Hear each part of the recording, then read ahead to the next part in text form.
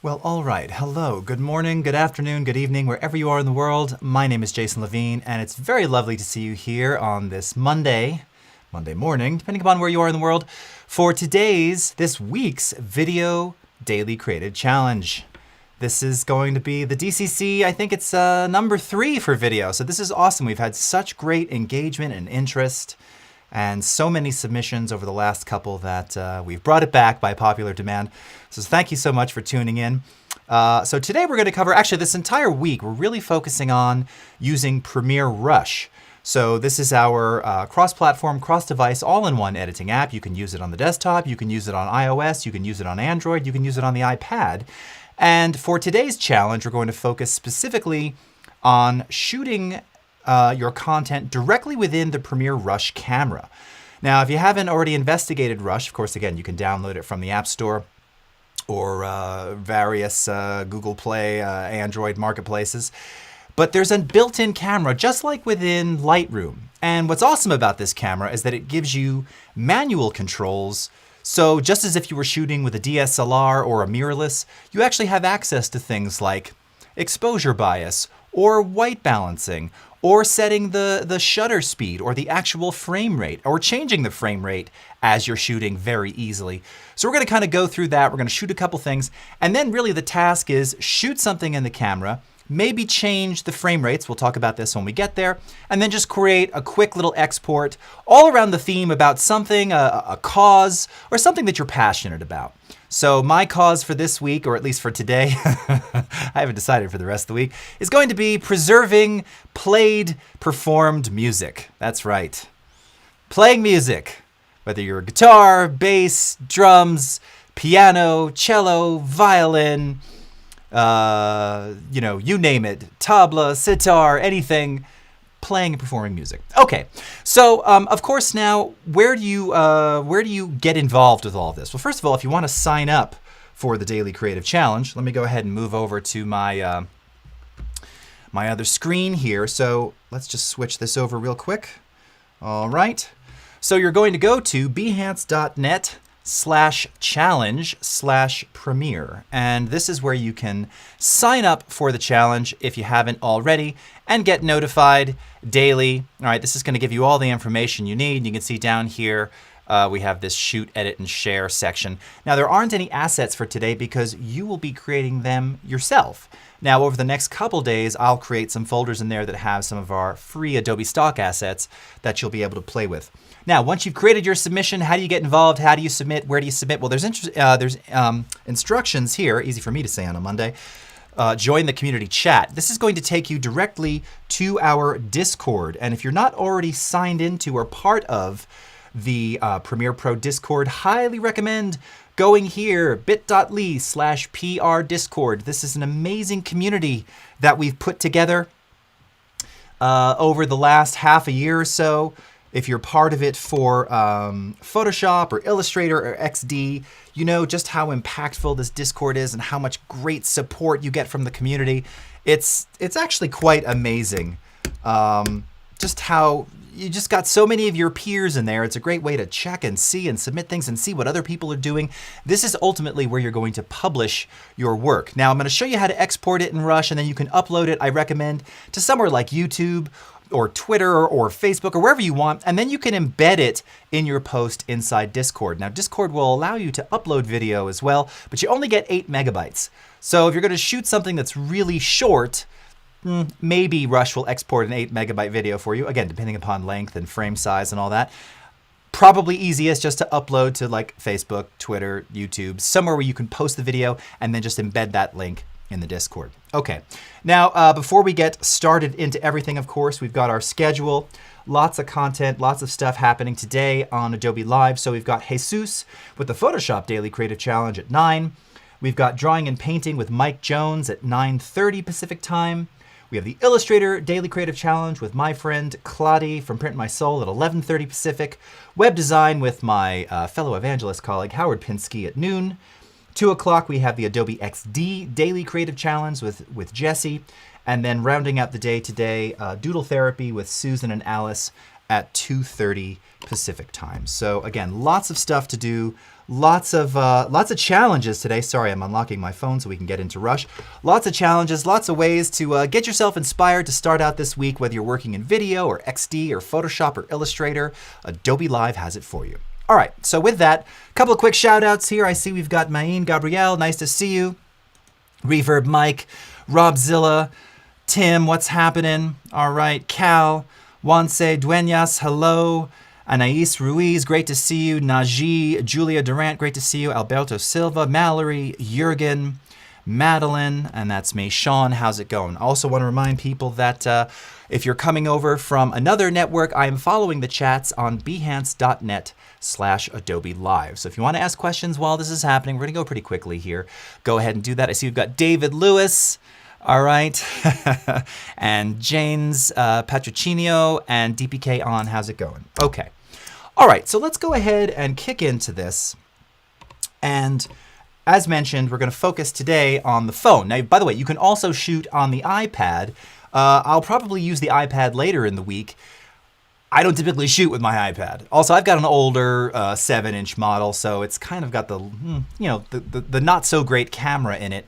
You can shoot with it, it's fine, and when light is exposed properly, things are wonderful, so it's totally worth it. But again, I'm going to use the phone today. Okay, so I'm actually going to augment a project that we've already started creating, but I'm still going to show you how you're going to get into this process. So when you launch Rush, if you don't have any projects, this screen here will just be gray, but you'll notice the plus button at the bottom center of the interface there. So if you tap on the plus button, you'll see that it asks if you want to add media or take video or photo, okay? Now, when we're assembling projects later on, this is where we're going to be able to add media. For us today, however, we're going to focus on shooting that media. So let's go ahead and choose take photo or video, all right? And then what you're going to see is that this is now, I'm moving this around my room here, this is now giving you access to the camera. And hold on, I'm just going to shrink myself down into the corner here, kind of out of the way. All right. So now we are inside the Rush camera. Now, the reason I want to point out how awesome and cool this camera is because you'll notice if you look in the upper left here, we have both auto and pro settings. In fact, there's a little toggle that'll switch between auto and pro. Now, if you hit auto, obviously, this is going to do everything for you. And this is not unlike shooting. Hold on, I'll put this back so you can kind of see me twice here. A little bit of narcissism. This is not unlike if you were shooting natively with the iPhone camera or your Android camera, okay? It's going to choose the shutter speed. It's going to choose it's going to choose everything for you based on your user settings. You will have already pre-selected what, if you're in 1080p or 720p or 4K or whatever. But it kind of does all the auto exposure white balancing for you. And that's very nice. But the Pro option gives you more. The Pro option gives you full control. So first and foremost, we're going to go right to left here, actually. If we look down at the bottom right, you'll see 1080p 30 FPS. I'm going to go ahead and tap on that. So this is now going to allow me to choose whatever resolution and frame rate I want based on which camera I'm using on the phone. So now with the front camera, this is an old iPhone 10, I can only go up to 1080p 30. If I go ahead and switch the camera back to the rear camera, all right, let's go back to those settings. Now you'll see I've got everything all the way up to 4K, and I can choose frame rates in 1080p all the way up to 240 frames per second, right? Now this is going to be different based on the device you're shooting on, but the idea is that this is what gives you quick access to changing those settings. Super nice, super cool. So for the most part, we're going to shoot stuff at 1080p 30, all right? All right, then we go into our zoom here. Again, this is where you can control if you had like a static zoom level, and obviously you can pinch zoom in the Rush camera. It functions just like all the other cameras you work on natively with your phone. This is not rocket science. It's just that this just gives you the option here with a nice little slider if you want to make those changes sort of static, just in one step like that, okay? Going to the next thing here, this is where we can go into a focus. So again, you can manually set focus. You can choose autofocus. I imagine most of us are going to keep it on auto. All right. Then we've got our white balance. So again, if I wanted to white balance this manually, adjust my temperature manually, you can see I can adjust the sliders here and do just that. And in fact, I would probably do that because this is This is kind of actually more what the room looks like. It's interesting that the auto is picking up a lot more, giving me a lot more magenta tones. Notice how that just totally changed. That's actually not what that side of the room, well, kinda. It's kind of doing an interesting thing. It's not as purple magenta as it looks like over there. There's more blue light reflecting. That's interesting.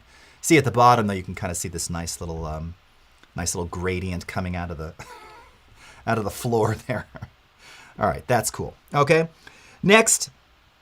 All right, so we got our white balance. You've got exposure bias. Okay, again, this makes it really easy to stop things up or down. All right, when you're exposing. Really wonderful to have this control. Okay, and you're seeing as I'm moving this now with my clunky thumb. And then last but not least, auto exposure. Now, I'm going to turn this off for a second, and I want to focus on something here that's super cool. Because now, especially if you're a filmmaker or an aspiring filmmaker, this now gives you access to manually adjust ISO and the shutter speed based on the frame rate that you're shooting. So now if you want to get proper motion blur, if you're doing like a dramatic scene or something else, if you're shooting at 24 frames per second, for proper motion blur, for film cinematic style motion blur, you technically want to be at a shutter speed of 1/48th of a second. Now, even most of your DSLR and mirrorless cameras out there, most of them round up, so it'll be like 1/50th. And that still works. That's what I've been doing. I shoot with a D850. You don't get 1/48th on there. You get 1/50th. It's close enough. The motion blur looks cinematic. It's great.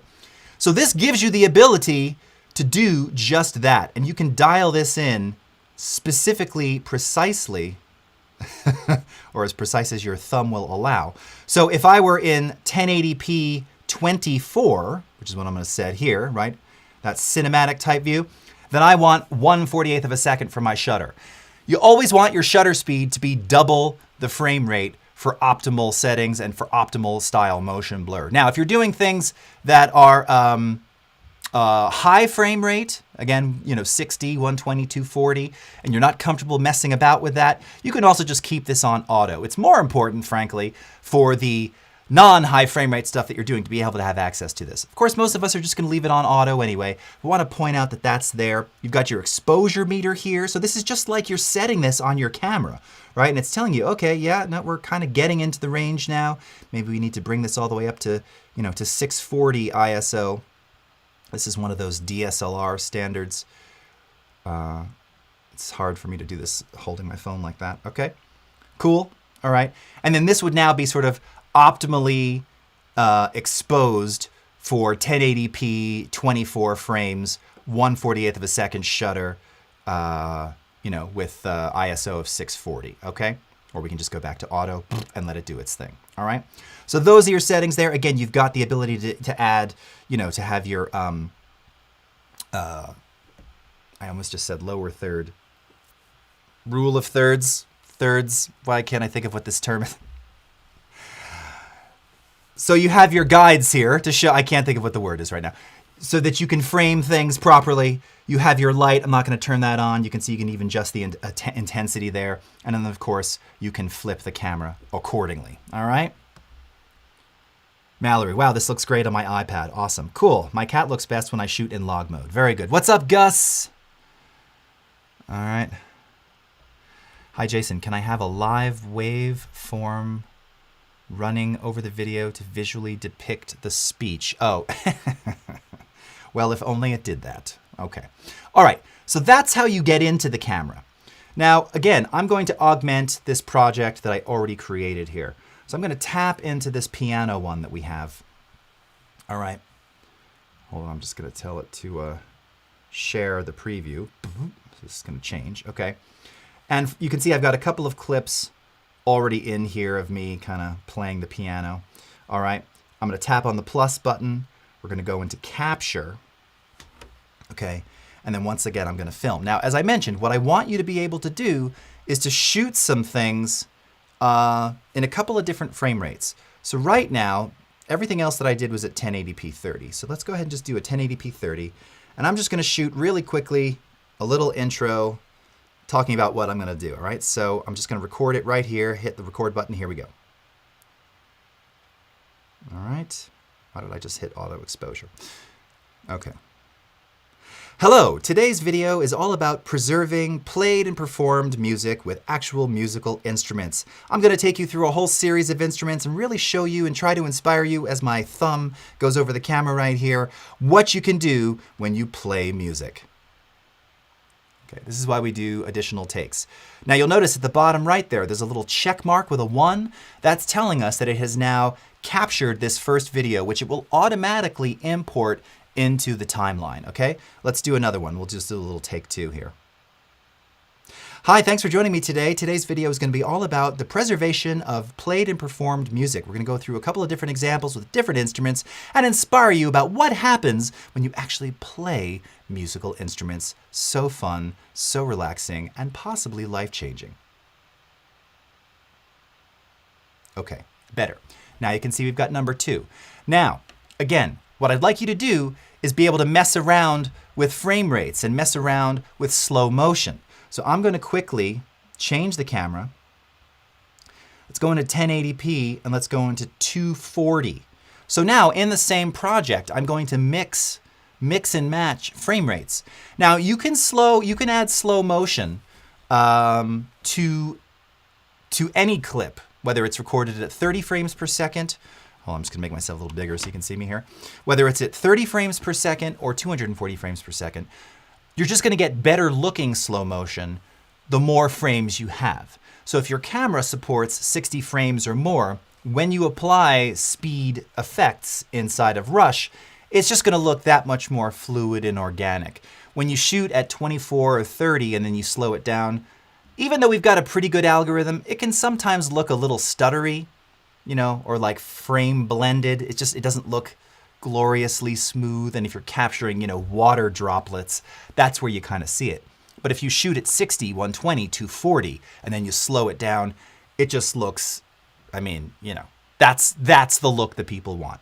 You got to shoot it at a higher frame rate. So if your phone does it, if your iPad does it, use it, okay? So that's what I'm going to do here. So again, this doesn't really apply, but I'm just going to shoot something. Here, I'll try and just focus on something here. All right, it's going to be weird, but it's weird that it keeps pulling the exposure up. You can see me moving around the room here. Zzz, zzz. Do something like this. Wirecast. Okay. All right, so now let's go back. So I'm going to tap now on that check mark. And when I do that, you see that it's preparing the media. Oh, I got to share again. You didn't even see it. It's share the preview. Okay. And wherever my cursor was, it now has inserted those video clips. Okay. And now we're inside of Rush. And you'll notice at the top, sort of middle, just to the left of my head, you see this little circle now. What that's doing is it's uploading my media to the cloud. This is a cloud-based app. Now you have options to synchronize everything to the cloud or to keep it local. You can oh no, you can't see it because it's that machine. I'm watching on my machine here how those files are now coming into and being synchronized by Creative Cloud.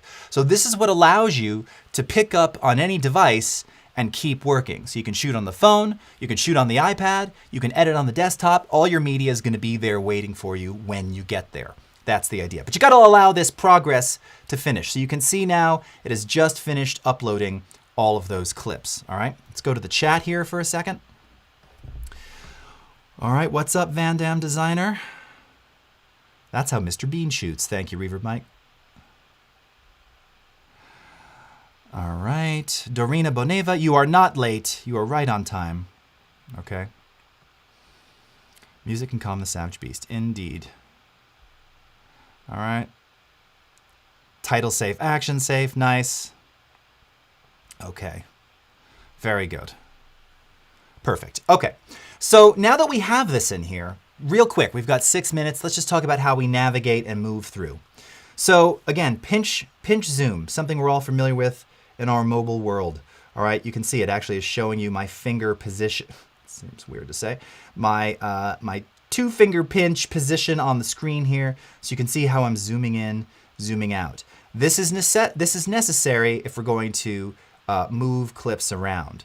So, you know, knowing that this second take of my voiceover here was the good one, I can simply pick this up by tapping and holding. I'm going to drag it to the beginning, and I'm going to let go, and now it's going to place that at the very beginning, okay? Now, I don't have the sound wired up for this, not that it matters, but just to kind of show you here, if I wanted to now edit against the audio, you can see I'm looking at the audio waveform there. That's my little start point. I can actually now take the edge of this and just drag it and snap it so that it starts right at the beginning of my audio, just like that, okay? Nicely done. There we go. Looks cool, okay? You get the idea, all right? And then it's going to segue into something like this little piano piece that I have here. I'm just gonna let this play and go into that. Okay, that's just like a static shot of the piano. Oh, it's slightly moving. See what I was doing there? Showing the beauty of the instrument.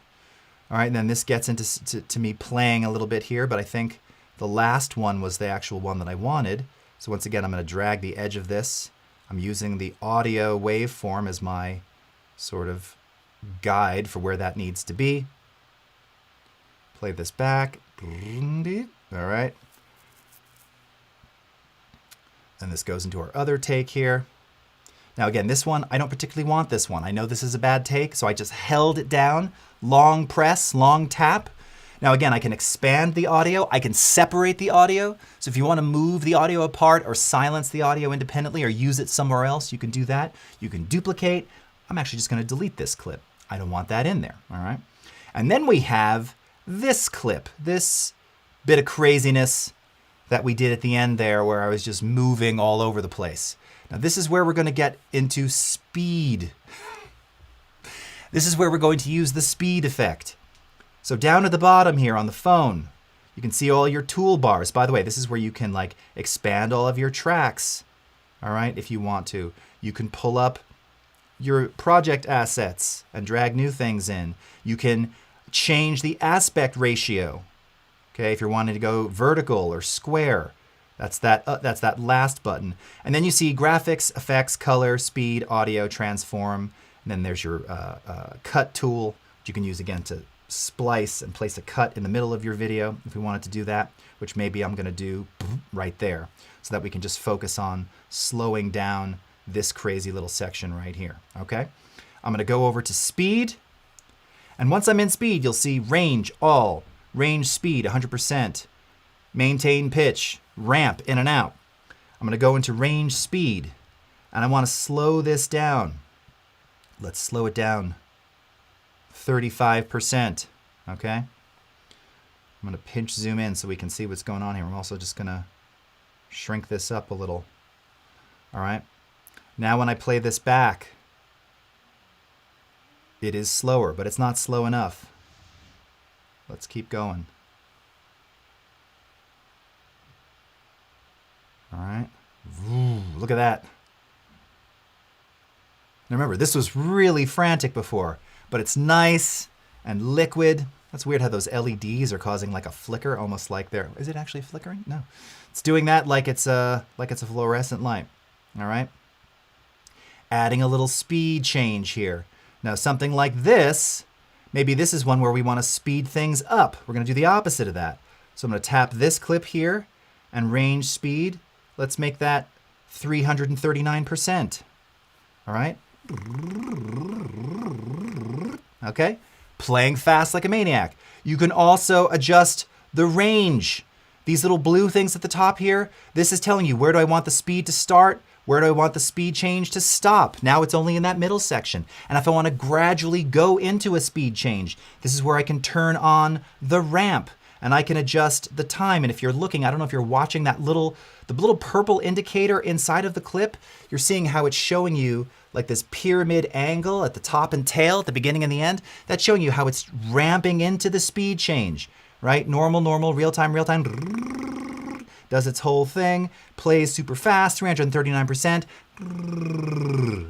and then goes back into real time again, okay? That's how you use the speed control. Once you've done this, once you've got your edit ready to go, now we're ready to export. So we're going to tap on the very familiar share icon that you see at the upper right-hand corner there. Now, the wonderful thing about Rush is that it does what it needs to do. It knows how to export the best looking version based on the content that you shot, the frame rate, the frame size, to give you the best quality. You notice it tells you right here, quality settings, estimated 124 megs. If you twirl this down, it's set to automatic and it's going to tell you 1080p, 30, stereo, high quality. But if you tap on this, this is now going to give you some options. So you can do a match frame rate, a straight 1080p 30, 720p match or 30. And again, these are like sort of different quality settings as well. I usually will leave this as the default because you want it to look its best, and Rush knows what to do to get you there. You can click export. It's going to export that to your camera roll. All right, this is the way that you do it. And then from there, you can then upload directly, again, to your favorite social sharing site, whether that's, again, Twitter, Facebook, YouTube, Vimeo, wherever you want this to live, and then you can embed that inside of the Discord. All right, we're gonna let this continue rendering here. My friends, that is all the time we have. I'm gonna see you over in the Discord later today, so thank you so much for Premiere Pro Daily Creative Challenge Part 1. We've got Jesus coming up next, so until then, have a great rest of your morning, afternoon, evening, wherever you are in the world. We'll see you again next time. Take care, everybody. Bye-bye.